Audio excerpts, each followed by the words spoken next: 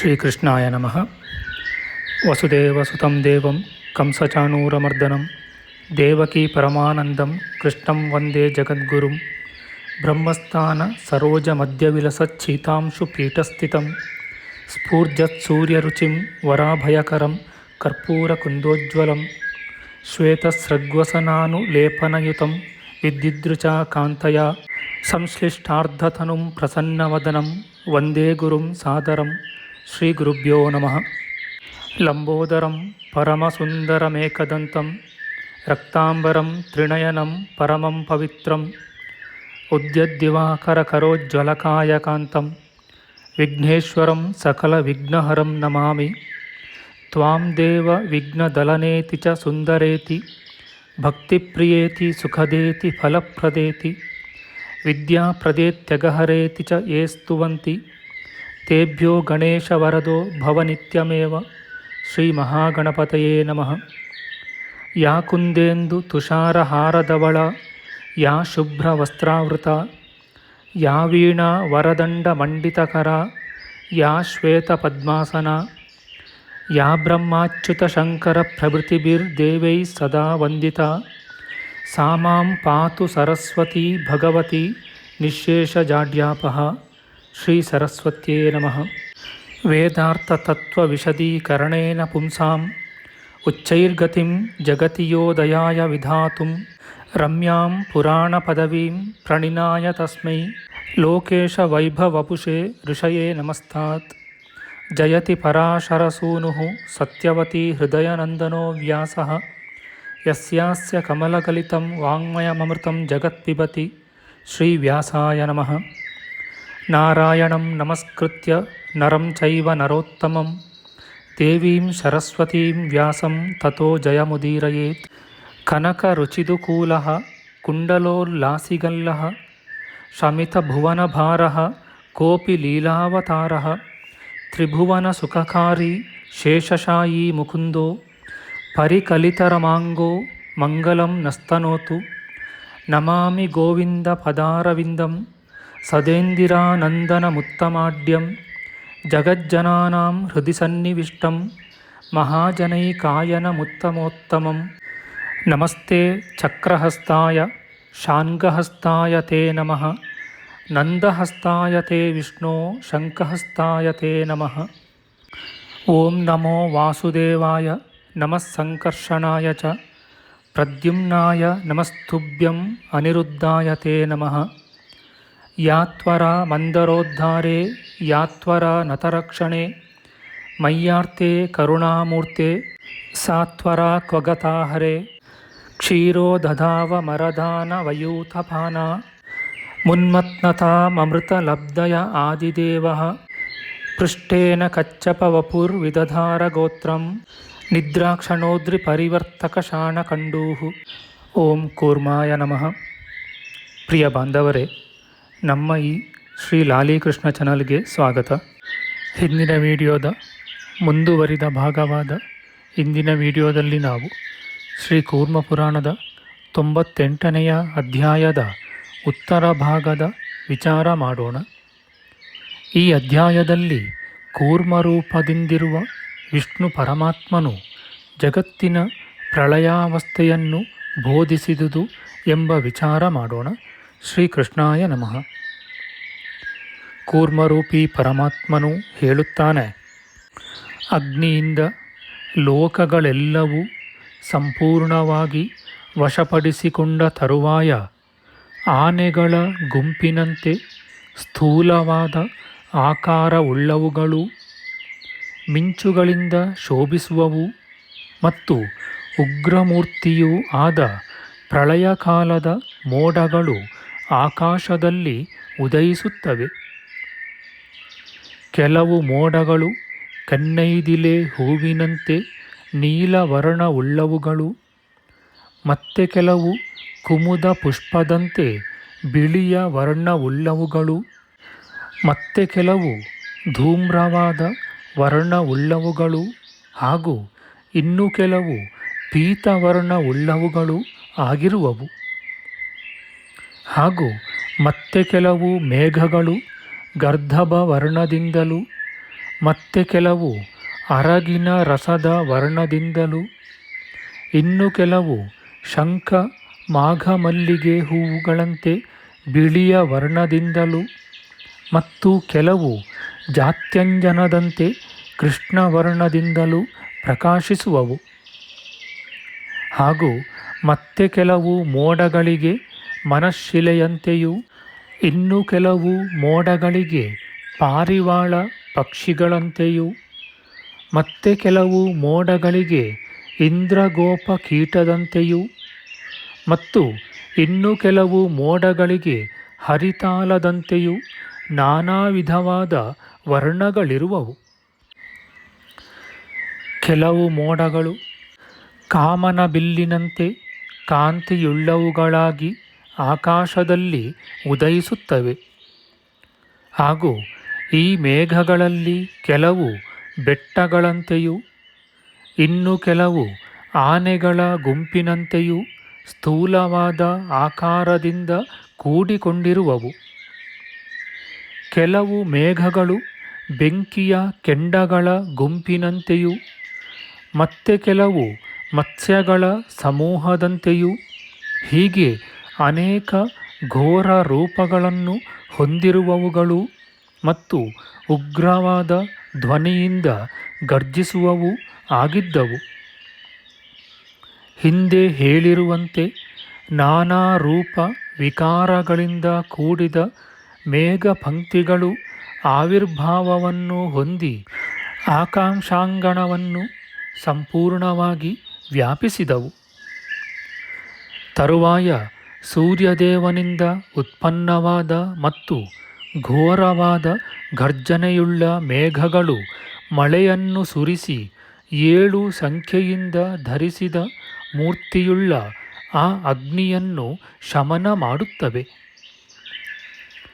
ಈ ಪ್ರಳಯ ಸಮಯದಲ್ಲಿ ಮೇಘಗಳು ಮಹಾಪ್ರವಾಹದಂತೆ ಧಾರಾಕಾರವಾಗಿ ಮಹಾವೃಷ್ಟಿಯನ್ನು ಸುರಿಸುತ್ತವೆ. ಆ ವೃಷ್ಟಿಯು ಅತಿ ಘೋರವೂ ನಾಶಸೂಚಕವಾಗಿ ಅಶಿವವೂ ಆಗಿರುವುದು. ಅಂತಹ ವೃಷ್ಟಿಯಿಂದ ಆ ಅಗ್ನಿಯನ್ನು ಶಮನ ಮಾಡುತ್ತವೆ. ಆಗ ಜಲರಾಶಿಯಿಂದ ಮಿಶ್ರವಾಗಿ ಅತಿಯಾಗಿ ವೃದ್ಧಿ ಹೊಂದಿರುವ ಸಮಸ್ತ ಜಗತ್ತು ಜಲದಿಂದ ಪೂರ್ಣವಾಗಿ ಮುಳುಗಿ ಹೋಗುವುದು. ಮತ್ತು ಜಲರಾಶಿಯಿಂದ ತಿರಸ್ಕಾರ ಹೊಂದಿದ ಅಗ್ನಿಯು ಜಲವನ್ನು ಪ್ರವೇಶಿಸುವುದು. ಪ್ರಳಯ ದಶೆಯಲ್ಲಿ ಹುಟ್ಟಿ ಮೇಘಗಳು ಅನೇಕ ಸಂಖ್ಯೆಯ ಧಾರಾವೃಷ್ಟಿಗಳಿಂದ ಅಗ್ನಿಯನ್ನು ಶಮನ ಮಾಡಿ ಮಹತ್ತಾದ ಜಲಪ್ರವಾಹಗಳಿಂದ ಸರ್ವ ಜಗತ್ತನ್ನು ತೇಲಾಡಿಸುತ್ತವೆ.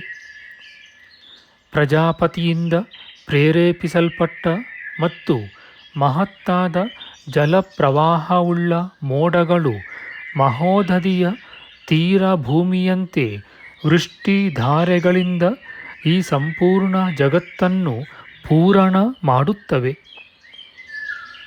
ಈ ರೀತಿಯಾಗಿ ಪ್ರಳಯ ಕಾಲದ ಮೇಘಗಳ ಅನಂತ ವೃಷ್ಟಿಪಾತದಿಂದ ಬೆಟ್ಟಗಳಿಂದಲೂ ದ್ವೀಪಗಳಿಂದಲೂ ಕೂಡಿ ಸಂಪೂರ್ಣ ಪೃಥಿವಿಯು ಮೆಲ್ಲಗೆ ನೀರಿನಿಂದ ಮುಚ್ಚಿ ಹೋಗುತ್ತದೆ. ಸೂರ್ಯನ ರಶ್ಮಿಗಳಿಂದ ಪಾನ ಮಾಡಲ್ಪಟ್ಟಿರುವ ಜಲವು ಮೋಡಗಳಲ್ಲಿ ಇರುವುದು. ಅಲ್ಲಿಂದ ಮತ್ತೆ ಆ ಜಲವು ಭೂಮಿಯಲ್ಲಿ ಬೀಳುವುದು. ಅದರಿಂದ ಸಮುದ್ರಗಳೆಲ್ಲವೂ ತುಂಬುತ್ತವೆ. ತರುವಾಯ ಸಮುದ್ರಗಳು ಸಂಪೂರ್ಣವಾಗಿ ತಮ್ಮ ಸೀಮಾ ಭೂಮಿಯನ್ನು ಮೀರುವಂತೆ ಉಕ್ಕುತ್ತವೆ. ಪರ್ವತಗಳು ಕರಗಿ ಹೋಗುತ್ತವೆ ಮತ್ತು ಭೂಮಿಯು ನೀರಿನಲ್ಲಿ ಮುಳುಗಿ ಹೋಗುತ್ತದೆ. ಪ್ರಜೆಗಳ ಪಾಲಕನಾದ ಪರಮಾತ್ಮನು ಘೋರ ಪ್ರಳಯದಲ್ಲಿ ಜಗತ್ತು ಎಲ್ಲ ಏಕಾರ್ಣವದಂತೆ ಆಗಿ ಸ್ಥಾವರ ಮತ್ತು ಜಂಗಮ ಪ್ರಾಣಿಗಳು ನಷ್ಟವಾಗಲಾಗಿ ಯೋಗ ನಿದ್ರೆಯನ್ನು ಅವಲಂಬಿಸಿ ಶಯನ ಮಾಡುವನು. ಒಂದು ಕಲ್ಪವು ಸಹಸ್ರ ಸಂಖ್ಯೆಯಷ್ಟು ಆವೃತ್ತಿಯಾಗಿ 4 ಯುಗಗಳು ಕಳೆಯುವಷ್ಟು ಪರಿಣಾಮದಲ್ಲಿರುವುದೆಂದು ವಿದ್ವಾಂಸರು ಹೇಳುವರು. ಈಗ ವರಾಹ ಕಲ್ಪವು ನಡೆಯುತ್ತಿರುವುದು. ಇದರ ವಿಸ್ತಾರವು ಹೇಳಲ್ಪಟ್ಟಿದೆ.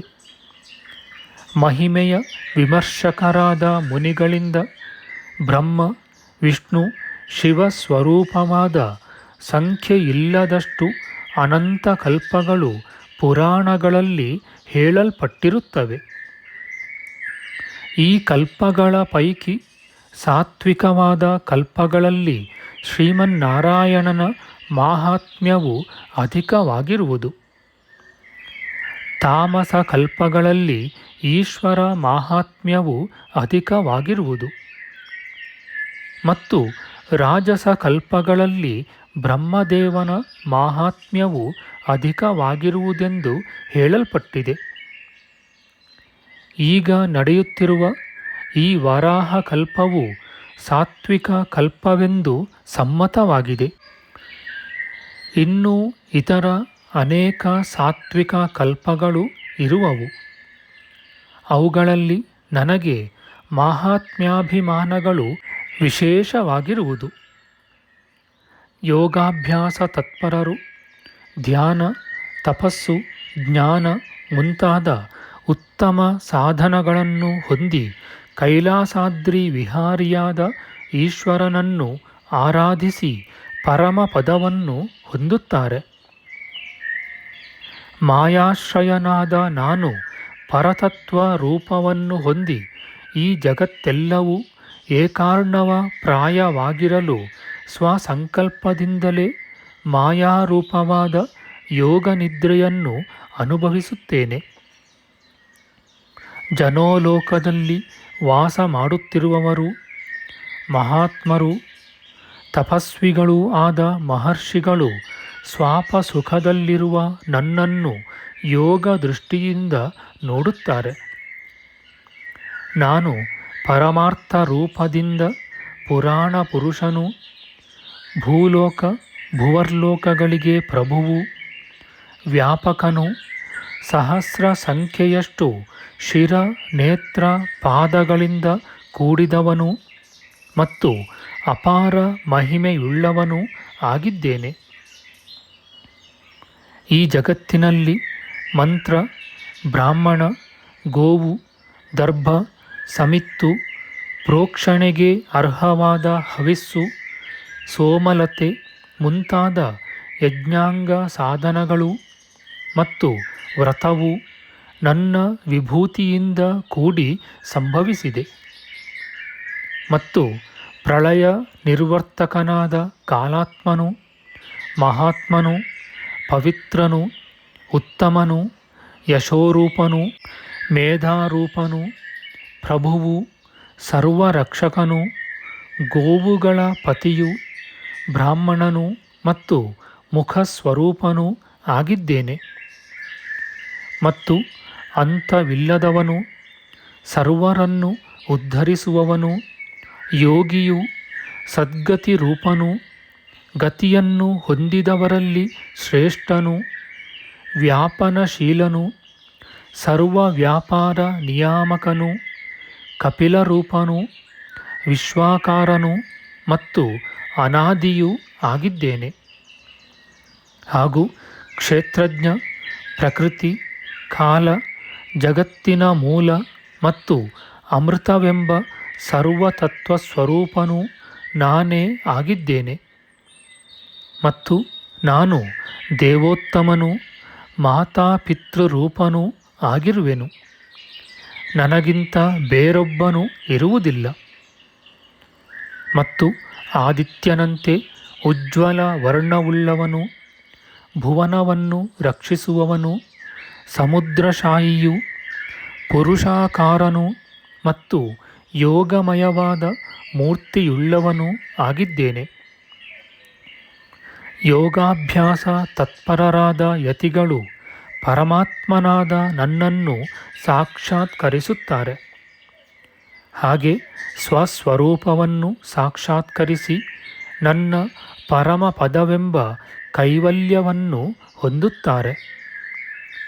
ಇತಿ ಶ್ರೀ ಕೂರ್ಮಪುರಾಣೆ ಉತ್ತರಾರ್ಧೆ ಅಷ್ಟನವತಿತಮೋಧ್ಯಾಯ. ನಮ್ಮ ಮುಂದಿನ ವಿಡಿಯೋದಲ್ಲಿ ನಾವು ಶ್ರೀ ಕೂರ್ಮಪುರಾಣದ 99ನೆಯ ಮತ್ತು ಕೊನೆಯ ಅಧ್ಯಾಯವಾದ ಪ್ರಳಯಗಳಲ್ಲಿ ಒಂದಾದ ಪ್ರಾಕೃತ ಪ್ರಳಯವನ್ನು ವರ್ಣಿಸಿದುದು, ಸಂಕ್ಷೇಪವಾಗಿ ಕೂರ್ಮ ಪುರಾಣದಲ್ಲಿ ಅಡಗಿದ ವಿಷಯಗಳ ಟಿಪ್ಪಣಿ ಮತ್ತು ಪುರಾಣ ಶ್ರವಣದ ಫಲಸ್ತುತಿ ಉಪಸಂಹಾರದ ವಿಚಾರ ಮಾಡೋಣ. ಆಧ್ಯಾತ್ಮಿಕ ಚರ್ಚೆ ಮತ್ತು ವಿಚಾರ ವಿನಿಮಯಕ್ಕಾಗಿ ಶುರು ಮಾಡಿದ ಈ ಚಾನಲ್ನಲ್ಲಿ ನಾವು ಅಪ್ಲೋಡ್ ಮಾಡುವ ಎಲ್ಲ ವಿಡಿಯೋಗಳನ್ನು ಸಂಪೂರ್ಣವಾಗಿ ನೋಡಿ ನಿಮ್ಮ ಸಲಹೆಗಳನ್ನು ಕಮೆಂಟ್ ಬಾಕ್ಸ್ನಲ್ಲಿ ಬರೆಯಿರಿ. ದಯವಿಟ್ಟು ಈ ಚಾನಲ್ಗೆ ಸಬ್ಸ್ಕ್ರೈಬ್ ಮಾಡಿ ಹಾಗೂ ಬೆಲ್ ಬಟನ್ ಒತ್ತಿ ನಾವು ಹಾಕುವ ಎಲ್ಲ ವಿಡಿಯೋಗಳನ್ನು ನೋಡಿ ಪ್ರೋತ್ಸಾಹಿಸಿ. ಕೃಷ್ಣಂ ನಾರಾಯಣಂ ವಂದೇ ಕೃಷ್ಣಂ ವಂದೇ ವ್ರಜಪ್ರಿಯಂ ಕೃಷ್ಣಂ ದ್ವೈಪಾಯನಂ ವಂದೇ ಕೃಷ್ಣಂ ವಂದೇ ಪೃಥಾಸುತಂ. ಶ್ರೀಕೃಷ್ಣಾಯ ನಮಃ.